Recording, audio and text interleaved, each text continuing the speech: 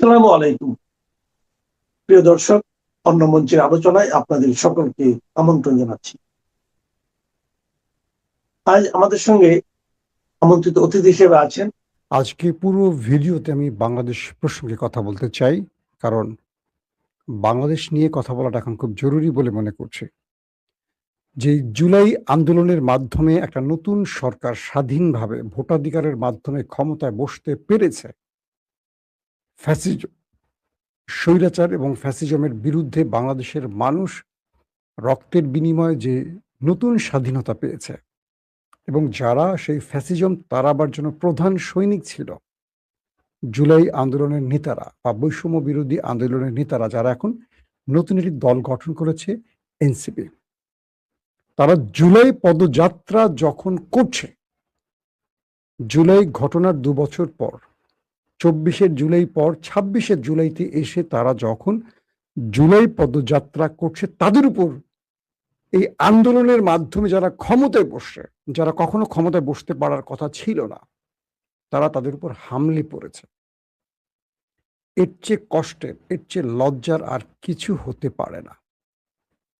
দর্শক, আজকে আমি আপনাদের প্রচুর ভিডিও দেখাতে চাই। প্রথম আমরা হবিগঞ্জ থেকে একটা ভিডিও দেখাবো সার্জিস আলমের। কি বলছেন তিনি, আমরা এক নজর শুনে আসি। রড দিয়ে ওনার এই কনুই ভেঙে শেষ করে দেওয়া হয়েছে। আপনারা একটু কাছে নিয়ে আসেন। আপনারা যদি দেখেন যে এখানে ওনার হাতটার কি অবস্থা হয়েছে, এই জায়গায় মানে এটা ধরার মতো কোনো অবস্থা নাই।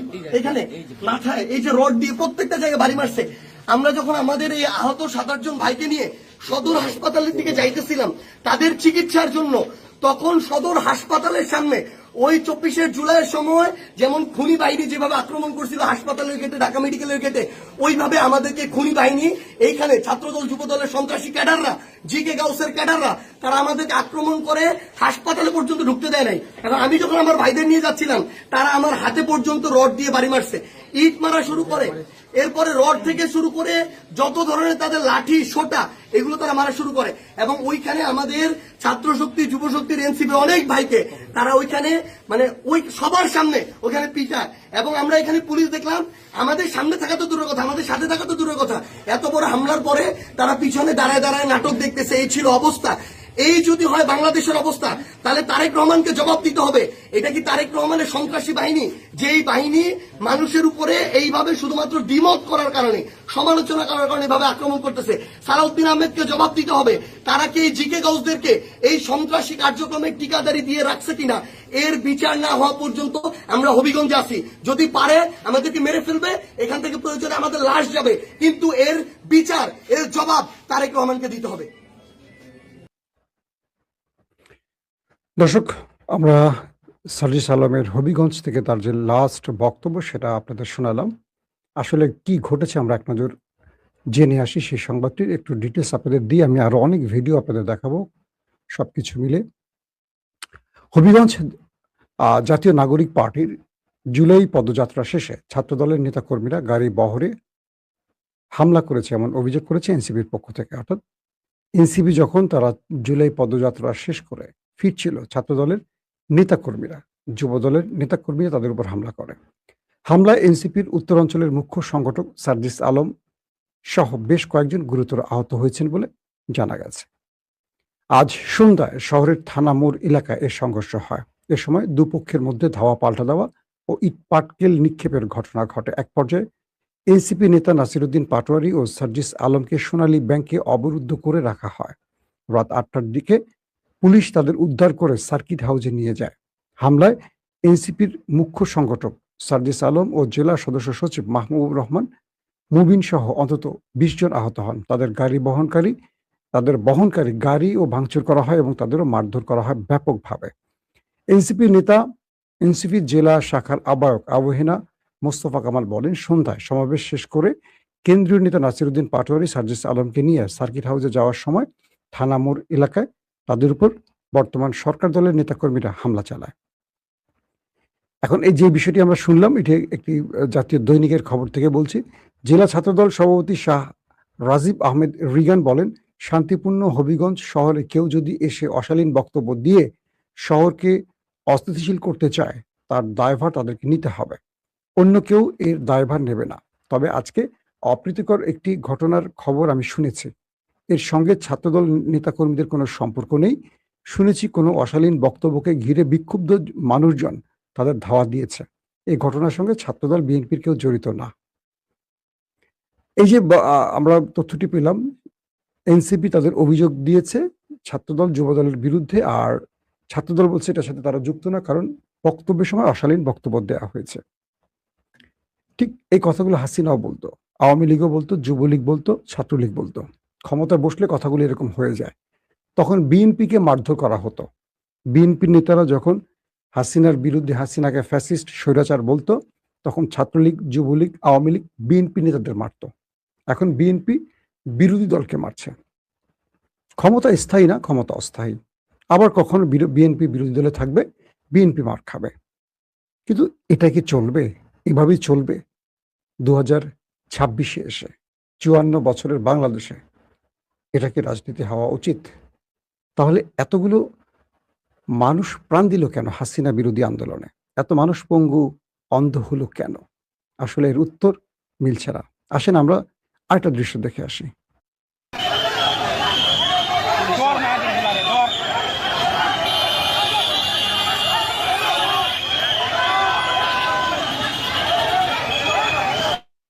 আমরা দেখছি যে সার্জিস আলম এবং নাসিরুদ্দিন পাটোয়ারের গাড়ি আটকে এভাবে হামলা করা হয়। পুলিশ সেখানে নীরবে দেখে। কিছু কিছু পুলিশ শারীরিক কিছুটা ভাবে চেষ্টা করে, কিন্তু অধিকাংশ পুলিশ নীরবে দাঁড়িয়ে থাকে, কারণ সরকার দলকে পুলিশ কিছু বলতে পারে না, পুলিশের বলা উচিত না।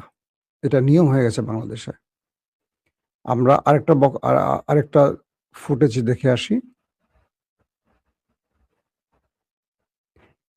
এদিকে আমরা আরো কিছু দৃশ্যপটের কি বলবো,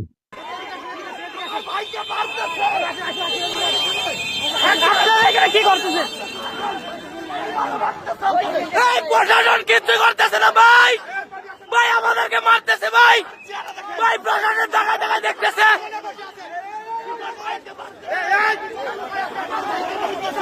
ভাই প্রশাসন দেখতেছে ভাই, আমাদেরকে মারতেছে ভাই।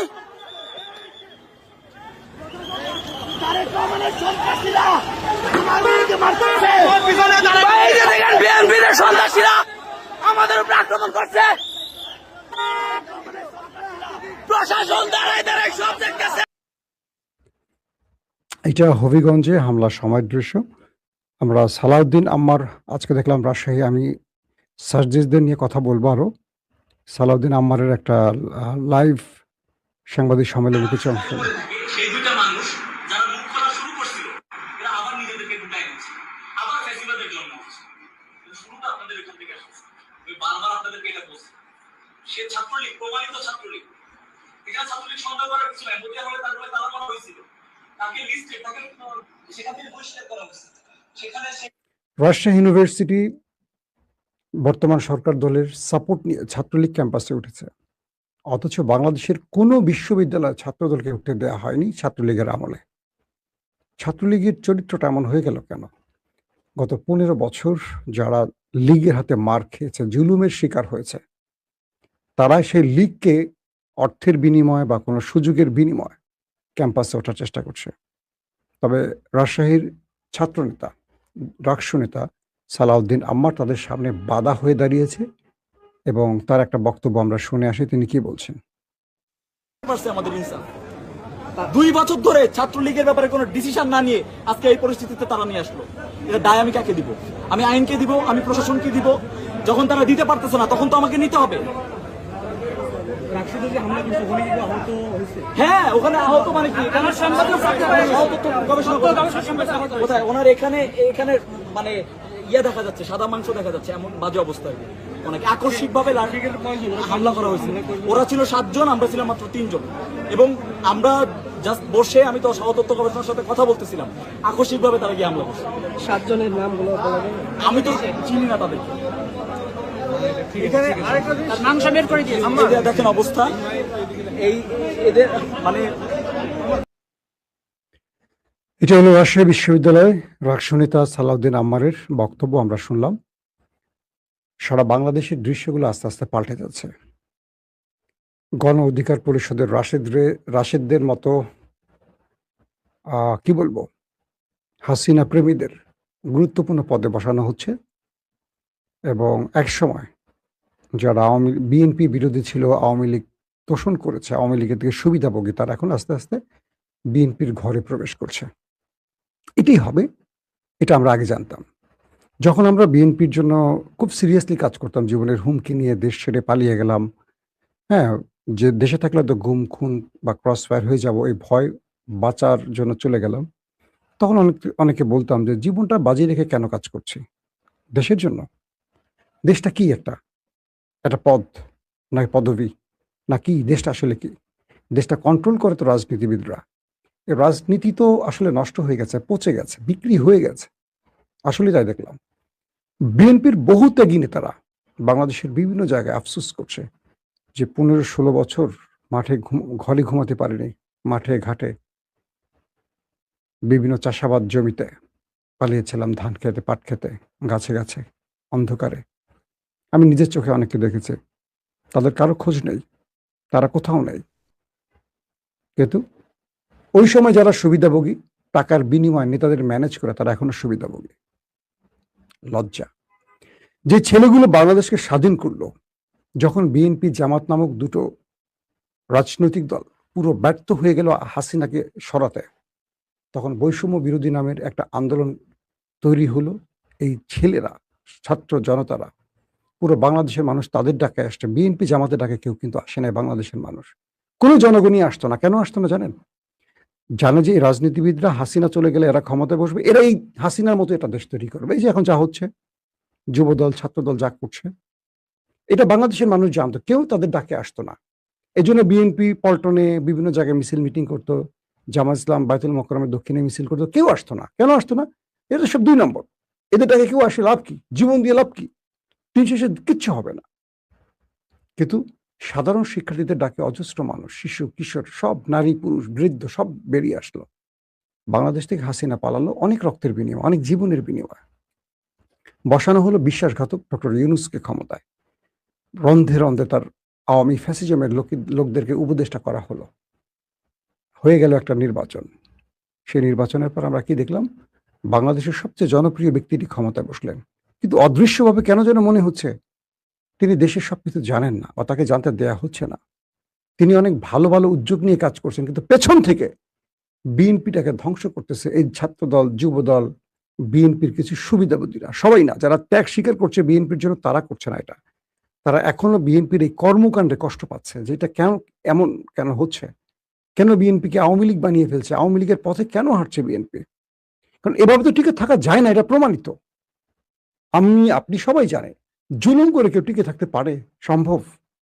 আর এই যুগে এসে, জেনজিদের যুগে এসে, যেখানে নরেন্দ্র মোদীর মসনদ কাঁপিয়ে দিয়েছে এই জেনজিরা, হাসিনার পতন হয়ে গেছে, স্বৈরাচার ফ্যাসিস্ট, সেখানে বিএনপিতে একেবারেই একটা কি বলবো দুধের বাচ্চা হাসিনার কাছে।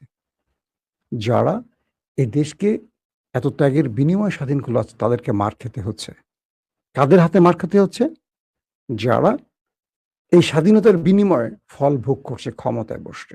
আবার কাদেরকে নিচ্ছে? যারা পালাতক আওয়ামী লীগ, তাদেরকে সাথে নিয়ে আজকের মুক্তিযোদ্ধাদের মারছে। 71-এর মুক্তিযোদ্ধা নিয়ে কথা বলা যাবে না, কিন্তু জুলাইয়ের মুক্তিযোদ্ধাদের মারা যাবে। এ কেমন বাংলাদেশ? এটা বাংলাদেশ? এই বাংলাদেশ চেয়েছিলাম? খুব দুঃখের সাথে বলতে হচ্ছে যে আমরা এমন একটা জায়গায় দাঁড়িয়েছি যে সমালোচনা সহ্য করা যায় না। আচ্ছা, শেখ হাসিনা তো অনেক লম্বা লম্বা কথা বলে গিয়েছিলেন। আছেন কোথাও ওবায়দুল কাদের? আছেন কোথাও বেনজির? আছেন কোথাও হারুন? কোথায়? সবার ঠিকানা একটা জায়গা হয় যদি মানুষ পাশে না থাকে। আজকে সবচেয়ে বড় ঘৃণা লাগছে আমার জামাত ইসলামের জন্য। না তারা সরকারে, না তারা বিরোধী দলে, না তারা যোগ্য। এরা ক্ষমতায় বসলে দেশ চালাবে কি করে? আল্লাহ বাঁচাইছে এদের হাত থেকে, এই জাতিকে রক্ষা করছে। এরা কোনো দলের মধ্যেই পড়ে না, এরা তাবলিগও না, এরা রাজনৈতিক দলও না। সংসদে হিজড়াদের মতো কথা বলে। দুঃখ পাবেন জামাতের লোকের, আমি জানি, আমি দুঃখ পাবেন বলেই কথাগুলো বলছি। সংসদে তারা সরকারের চামচামি করেই যাচ্ছে। সরকারের ভালো কি খারাপ কি তারা বুঝতে পারতেছে না। কেউ এসে ফ্রিজ চাচ্ছেন, কেউ এসে এটা বলছেন। কিসব লোকদেরকে পার্লামেন্টে বসাইছেন যাদের যোগ্যতাও নয় পার্লামেন্টে বসার। কার্টুন, একটা কার্টুনের দৃশ্য। বিএনপির তাও তো রাজনীতিবিদ পলিটিশিয়ানরা কিছু আছে, যারা ভালো আছেন খারাপও আছে। জামাতের মধ্যে কারা আছেন? এক ডক্টর শফিক, এসে বা আবার যেই বক্তব্য দেন যেন তাবলিগ করতে আসে। সারা দেশে কি হচ্ছে, তাদের এমপিরা কি করছে, ছোট বাচ্চা মেয়েকে নিয়ে ফুর্তি করতে গিয়ে ধরা পড়ছে। যশোরে কি করছে, এমপির মেয়ে গিয়ে মাদ্রাসার সামনে ভবনের মধ্যে ঢুকে। এগুলো কেন হচ্ছে? একটা জিনিস মনে রাখতে হবে, বাংলাদেশের বিএনপি, জামাত সহ সব দলগুলোকে আমাদের ইন্টেলিজেন্স এবং ওপারের ইন্টেলিজেন্স বিভিন্ন হানি ট্র্যাপে আটকাবার চেষ্টা করছে। এগুলো বারবার বলছি, তাদেরকে কানে পানে যাচ্ছে না। পুরুষের সবচেয়ে দুর্বল জায়গা নারী আর টাকা। তো জামাত তো নারী বা টাকার দিকে ছুটছিল না, এতদিন আটকাতে পারেনি। অবশেষে জামাতের কিছু বিক্ষিপ্তভাবে ঘটনা ঘটিয়ে বা কিছু লোককে ট্র্যাপে ফেলতে পারে। সব মানুষ তো আসলে বলবো কি একদম সাচ্চা ইমানদার মুসলিম হতে পারে না। কিছু মানুষের মধ্যে শয়তানের ওয়াসওয়াসা কাজ করে। তবে জামাত ভালো সিদ্ধান্ত নিছে, ওই ব্যক্তিকে দ্রুত বহিষ্কার করে দিয়েছে। সোশ্যাল মিডিয়া এখন দেখছি হেফাজতের কি বলে চরমনের অনেক নেতার লিঙ্ক ভাইরাল হচ্ছে, বিএনপির কয়েকজনের লিঙ্ক ভাইরাল হয়েছে। আমি তখন বলছিলাম যে কারো ব্যক্তিগত চরিত্র নিয়ে টান দেবে না, তাহলে নিজের কাপড় খুলে নিয়ে যাবে। এখন সেটা শুরু হয়ে গেছে সোশ্যাল মিডিয়ায়। এখন দেখেন একজন আরেকজনের নেতাদের সোশ্যাল মিডিয়া লিঙ্ক ভাইরাল করা শুরু করছে। এক জামাতের একটা বিএনপির বেরোবে 200, এটা সবাই জানি আমরা। চরমনেরও বের হয়ে গেছে, আরো বের হবে। এরপরে আল্লাহ না জানে বলৎকারটা বের হয় কিনা। একজন আরেকজনের কাপড় খুলে খুব ফায়দা হয়েছে। আমার ধারণা যে ফায়দায় পুরো বাংলাদেশকে এখন মানুষ ল্যাংটা করে ফেলতেছে। এটা কোনো সুন্দর রাজনীতির পথ হতে পারে না। যে সার্জিস নাসিরুদ্দিনরা রক্তের বিনিময়ে হাসিনাকে সরিয়েছে, তাদের আবার রক্ত ঝরাতে হবে, এর চেয়ে কষ্টের কি হতে পারে? তাদের সাথে আদর্শিকভাবে আমার দ্বন্দ্ব থাকতে পারে, মানসিকতার দ্বন্দ্ব থাকতে পারে, রাজনৈতিক পথের মতের আমার সাথে পার্থক্য থাকতে পারে, তাই বলে গায়ে হাত দেব? এখন যদি জনাব তারেক রহমান বা আমাদের স্বরাষ্ট্রমন্ত্রী সালাউদ্দিন ভাই দ্রুত অপরাধীদের বিরুদ্ধে ব্যবস্থা নেন, যদি মনে করা হয় যে এরা ছাত্র দলের লোক, তাহলে এদের কিছু বলা হবে না। সেম আওয়ামী লীগের মতো ঘটনা ঘটবে তাদের জীবনে। লিখে রাখেন।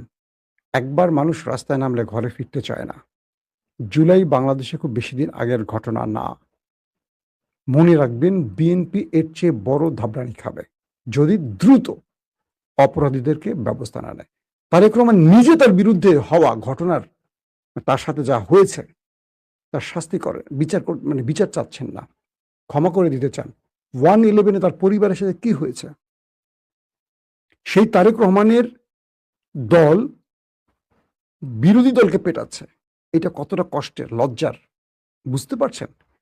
তারেক রহমান নিজে তার সাথে যারা জুলুম করেছে তাদের বিরুদ্ধে না, সে রাষ্ট্রে সবার ঐক্যমত নিয়ে সবাইকে নিয়ে রাষ্ট্র গঠন করতে চান, একটা ভঙ্গুর রাষ্ট্রকে তৈরি করতে চান। সেই তারেক রহমানের দলটাকে কিভাবে নষ্ট করতে চায়। একদিকে তিনি পরিশ্রম করছেন, লম্বা সময় স্টাডি করে একটা টিম নিয়ে একটা নতুন বাংলাদেশ তৈরি করতে চাচ্ছেন তারেক রহমান। আর সেই দলটার মধ্যে ওই বুর্জুরা, তার দলটার মধ্যে সেই সন্ত্রাসীরা, তার দলটার মধ্যে আওয়ামী আত্মার লোকগুলি বসে দলটাকে বিতর্কিত করছে। হবিগঞ্জের এই ঘটনায় কি লাভ হয়েছে বিএনপির বলতে পারবেন? বলেন আপনারা, কেউ একজন বলেন। রাশেদদের মতো লোকদেরকে বিএনপি তার গুরুত্বপূর্ণ জায়গায় ঢোকাচ্ছে, এরা তো কেউ বিএনপির না। দিন শেষে এরা বিএনপির জন্য কাল সাফ হবে, দুধ কলা দুটোই খাবে, ছবলটা বিএনপিকে মারবে। বিএনপির জন্য সবচেয়ে ভালো একটা নসিহত করি, যেভাবে রাষ্ট্র চলছে এভাবে চলা যাবে না, এটা আওয়ামী লীগের স্টাইলে চলছে। বিরোধী দলকে স্পেস দেন, কারণ এই বিরোধী দল কিচ্ছু করতে পারবেন না। এরা জীবনে সরকারে বসতে পারবে না, এরা যোগ্য বিরোধী দল হওয়ার যোগ্যতা রাখে, এরা তাবলিগও করতে পারবে না। এরা জামাতের এনভায়রনমেন্টের বাইরে কিছু চিনে না, মানুষের সাথে তাদের সম্পৃক্ততা না। এবার তাদেরকে ভোট দিছে মানুষ শুধু বিএনপিকে ঠেকাবার জন্য। কারণ বিএনপির ইউনূসের আমলে যা যা বিএনপি নেতারা করছে, তার জন্য সবাই মনে করছে বিকল্প পথ হিসেবে জামাত ছাড়া আর কেউ নেই। যেহেতু আওয়ামী লীগ তো ফ্যাসিস্ট স্বৈরাচার, জাতীয় পার্টি চোর, তারাও আউট, আছে কি আর বাংলাদেশে? বিএনপি জামাতকে অনেক ভোট দিছে। তারপরও তো আমাদের ইস্টাবলিশমেন্ট, নির্বাচন কমিশন, আমরা মিলে জামাতের 30-40-50টা আসন বিএনপিকে দিয়ে দিছে। এটা বিএনপিও জানে, জামাতও জানে, এবং আপোষ হয়ে গেছে। তো সেই আপোষকামী বিরোধী দল দিয়ে বাংলাদেশ চলবে না। তারেক রহমানকে বিরোধী দল বাদ দিয়ে হোক, বাংলাদেশটাকে ধরে রাখার জন্য, গঠন করার জন্য একটা সুশাসন প্রতিষ্ঠা, আইনের শাসন প্রতিষ্ঠা তাকে কিছু দেখাতে হবে। যদি তিনি দেখাতে পারেন তিনি সফল, যদি দেখাতে না পারেন তাহলে আমি মনে করি বাংলাদেশ হাসিনার মতোই আবার ভুল পথে চলে যাবে। এই বাংলাদেশটা আসলে আমরা দেখতে চাই না। অনেক ত্যাগের পরেই বাংলাদেশটা পেয়েছে। আশা করি যারা সংশ্লিষ্ট প্রশাসনের যে ভাইয়েরা, আমাদের পুলিশ ভাইয়েরা দায়িত্বে অবহেলা করেছেন, আইনকে আইনের চোখে দেখেন না, দলের চোখে দেখেছেন, তাদের শাস্তি হওয়া উচিত। পুলিশকে মনে রাখতে হবে, আওয়ামী লীগের নেতারা, আওয়ামী লীগ পুলিশকে বাঁচাতে পারেনি। আমাদের পুলিশরা, আমাদের সেই সব দুষ্ট পুলিশরা কিন্তু এখন জেলে আছে, কেউ পালিয়ে দেশ ছেড়ে চলে গেছে, কেউ মাটির নিচে চলে গেছে। আপনারা যে পোশাকটা পরছেন, পোশাকটার সম্মান রাখবেন। কোনো দলের চামচা না আপনারা, আপনার রাষ্ট্রের জনগণের সেবায় আসছেন। কাউকে নিরাপত্তা দিতে না পারলে পোশাকটা ছেড়ে দেন, চাকরিটা ছেড়ে দেন। এটা লজ্জার পোশাক নয়, এটা অহংকারের পোশাক। যারা রাজনৈতিক দল, ক্ষমতায় যে দল, তাদের চামচামি করবেন, তারা আইনের পোশাক পরতে পারেন না, তারা সেটার অযোগ্য। প্রত্যেকে ভালো থাকবেন। আল্লাহ হাফেজ।